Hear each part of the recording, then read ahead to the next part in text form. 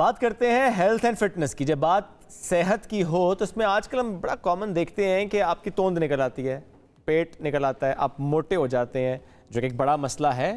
Obviously, اچھا اب توند آپ نے کہہ دیا, بہت سارے لوگ کہیں گے باڈی شیمنگ کر رہے ہیں. نہیں, میں توند بھی کہہ رہا ہوں, میں موٹا بھی کہہ رہا ہوں, اور میں یہ باڈی شیمنگ نہیں کر رہا, میں ایک بیماری کا ذکر کر رہا ہوں. توند نکلنا ایک بیماری ہے. ہاں, اب جو مرضی نام دے دیں, آپ کے ٹمی نکل رہی ہے, آپ کے پیٹ نکل رہا ہے, آپ کے توند نکل رہا ہے, یہ ایک بیماری ہے جس سے بات کرنا بڑا ضروری ہے. بالکل ہے. تو اس پر آج ہم بات کریں گے کہ کیوں نکل آتی ہے توند, یہاں پہ ڈھول سا کیوں ہو جاتا ہے, جس کی وجہ سے آپ کی ایک تو پرسنالٹی پہ اس کا امپیکٹ آتا ہے, بہت سی بیماریاں پھر آپ کے ساتھ اٹیچ ہو جاتے ہیں. ڈاکٹر نوشین ہمیں جوائن کر چکے ہیں. السلام علیکم جی, کیسی ہیں آپ؟ السلام علیکم, کیسے ہیں آپ؟ زبردست. زیادہ تر مردوں کی ہم دیکھتے ہیں جی توند نکلتی ہے.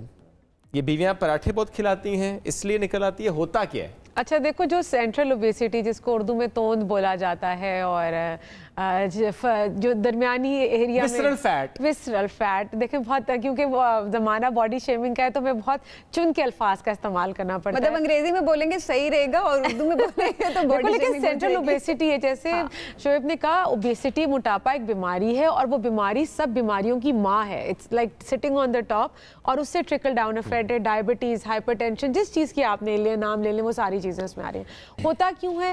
ہوتا اس لیے کہ ایک تو آپ کی ڈائٹ کا انٹیک جو ہے نا وہ ایسا ہے کہ بہت ہائی فیٹ ڈائٹ آپ کھا رہے ہیں یا بہت ہائی کارب ڈائٹ کھا رہے ہیں, جو بھی ایسی چیز کھا رہے ہیں جو باڈی میں اندر جا کے اور فیٹ میں کنورٹ ہو جاتی ہے. یہ جو توند ہے نا, ہمارا جو پیٹ ہے, اس میں نا مسلز جو ہیں وہ بہت باریک ہیں, اور اس کے آگے موسٹلی 90% جو باڈی فیٹ ہے وہ اس ایریا میں ہوتا ہے, ٹھیک ہے. باقی 10% آپ کا ڈسٹریبیوٹیڈ ہوتا ہے, جس کو آپ نے وسرل فیٹ کی بات کی ہے. یا آپ کا کھانا ایسا ہے کہ آپ نے کھایا اور اس کے بعد آپ نے اس کو برن آؤٹ نہیں کیا, وہ فیٹ میں کنورٹ ہو رہا ہے. یا آپ بہت سے کوئی ایسی میڈیکیشنز لے رہے ہیں جس سے سینٹرل اوبیسٹی آنا دیتی ہے. کچھ اینٹی سائیکوٹک میڈیسنز بھی ہوتی ہیں جس کی وجہ سے بھی سینٹرل اوبیسٹی آنا شروع ہو جاتی ہے. لائف اسٹائل آپ کا بہت انیکٹیو ہے, کھانے کے بعد you not burning it out, آپ کانسٹنٹلی بیٹھے ہوئے ہیں اور آپ اس کو برن آؤٹ, پھر سینٹرل اوبیسٹی کی طرف آپ جا رہے ہیں.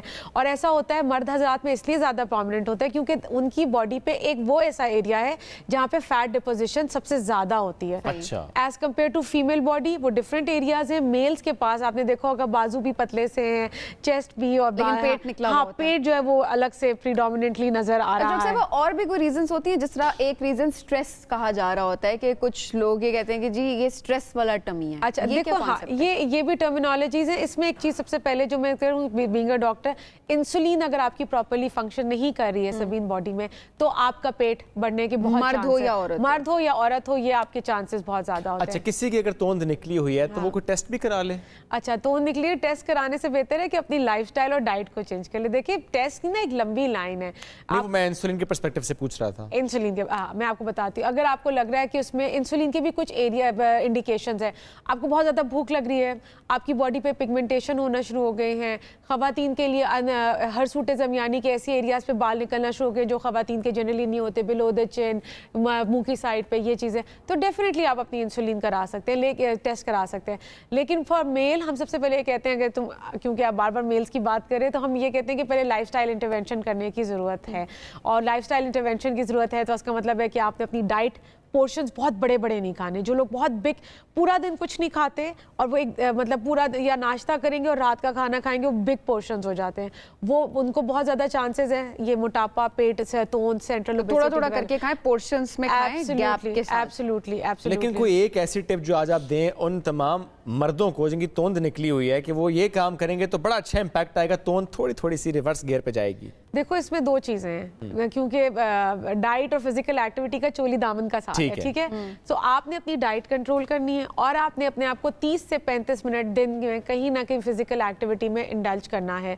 گھر پہ چلنا, کام کرنا, یہ چیزیں فزیکل ایکٹیویٹی نہیں ہوتی. وہ میں اور آپ بھی سارا دن کرتے ہیں, ٹھیک ہے, but we make an effort to go for walk اور گو ٹو دا جم اور do some home based exercises, وہ بہت ضروری ہیں. ایک اور چیز, پیٹ کو بہت ڈھیلا چھوڑ کے نہیں چلنا. جب آپ چلیں, یس, پیٹ کے مسلز کو آپ نے ٹائٹ. ویسے جو بہت زیادہ کھاتے ہیں, کیا ان کا سٹمک بھی اندر سے بڑا ہو جاتا ہے؟ ایبسلیوٹلی ہو جاتا ہے. سٹمک جو ہے وہ آپ کے بلون کی طرح ہے. اچھا, ایک بلون کو جتنی اس میں ہوا, جتنی اس کی کیپیسٹی, وہ بڑا ہوتا ہے. یعنی ایک تو فیٹ کی لیئر ہے اور اوپر سے اندر سٹمک بھی بڑا ہو گیا, تو پھر کام بہت خراب ہو گیا. کام خراب ہو گیا. پھر اسی لیے جو بیریاٹرک سرجری, سلیو گیسٹریکٹمی, یہ ساری چیزیں آنا شروع ہو گئی ہیں. تو آپ نے سٹمک کے اسی طرح جیسے ہم بات کر رہے ہیں کہ سٹمک بہت بڑا ہو گیا, تو جو انڈر ویٹ ہوتے ہیں ان کا سٹمک کا سائز شرنک ہو جاتا ہے. So stomach has a capacity of, पेट यहाँ तक आ सकता है और पेट बिल्कुल आपका जो है वो कमर से लग सकता है जो हम बात करते हैं। सो आपका अगर चांसेस हैं तो आप कोशिश करें कि अपने पोर्शंस छोटे रखें। कम खाएंगे, आहिस्ता आहिस्ता स्टमक आदि होता चला जाएगा, लेकिन इसके साथ वॉक बहुत जरूरी है, एक्सरसाइज बहुत जरूरी है। बहुत डॉक्टर साहब साथ मौजूद थी।